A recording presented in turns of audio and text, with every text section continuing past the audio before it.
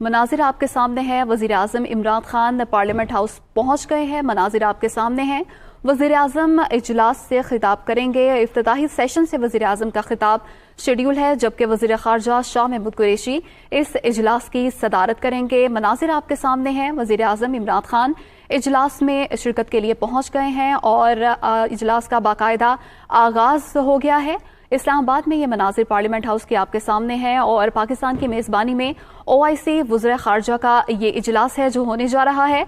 2 रोज़ा इजलास है, इस्लामाबाद में शुरू हो गया है। 48 मेंबर ममालिक के वज़रा इस इजलास में शिरकत कर रहे हैं, जबकि वज़ीर आज़म इफ्तिताही सेशन से खिताब करेंगे। इस इजलास में मसला कश्मीर समेत मुस्लिम उम्मा को दरपेश मसाइल पर बातचीत की जाएगी, जबकि इसके साथ ही साथ इस्लामोफोबिया के हवाले से भी गौर किया जाएगा और माहौलियाती तब्दीली के असरात पर भी बात की जाएगी। मोअज़्ज़ज़ मेहमान पाकिस्तान में मौजूद हैं, तो कल यौम पाकिस्तान की परेड भी मोअज़्ज़ज़ मेहमानों को दिखाई जाएगी।